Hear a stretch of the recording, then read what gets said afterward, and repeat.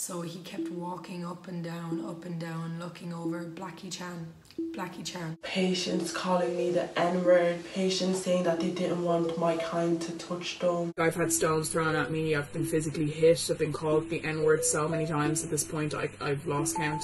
Nigger, Blackie Chan. What's wrong? Why are you not responding? Blackie Chan, Blackie Chan. Just because of the colour of my skin. Everybody knows the stencil of racism.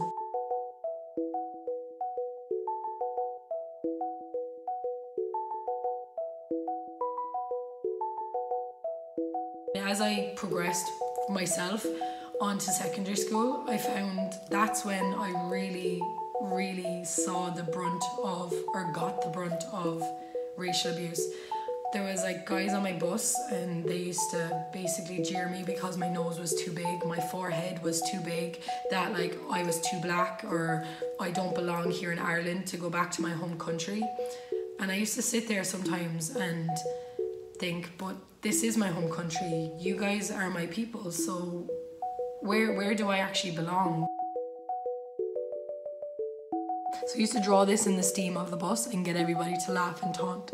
So this was my face, my eyes, my big nose, my mouth, my big fuzzy hair, as he used to highlight to everybody, and then this was my big black forehead, as he used to say. I'm sorry, but I mean, I'm proud of my black forehead. It's beautiful, and so am I.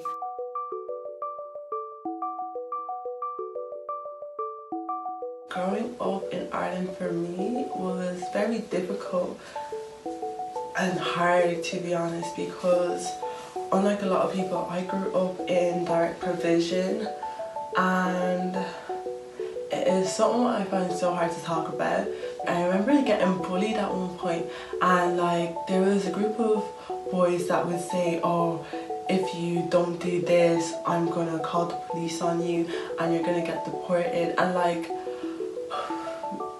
between 8 to 10 years old in primary school, and like your biggest fear was being deported.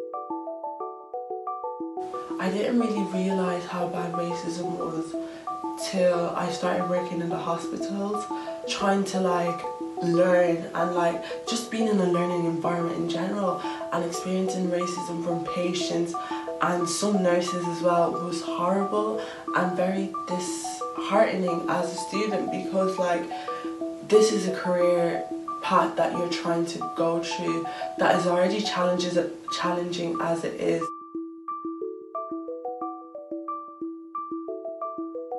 My mum told me that when I was about 5 or 6 that she watched me try and scrub the brown from my skin and cry because it wouldn't come off.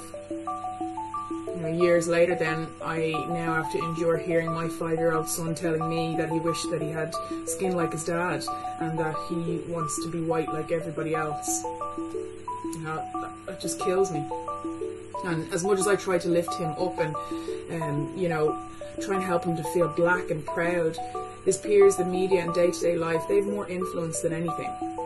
There's no reason why a child should feel badly about their skin colour, and that's something that comes from the top down, you know, through parents and families, friends. You know, racism is a taught thing. It only stops with change of mentality and growth. Racists, we will make you feel uncomfortable again. And it's not enough to be quietly non-racist. You know, now is the time to be vocally anti-racist, to stand together and to show that all lives matter.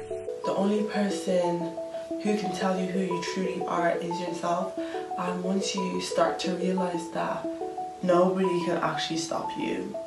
We are human, you are human, we are Irish, and so are you.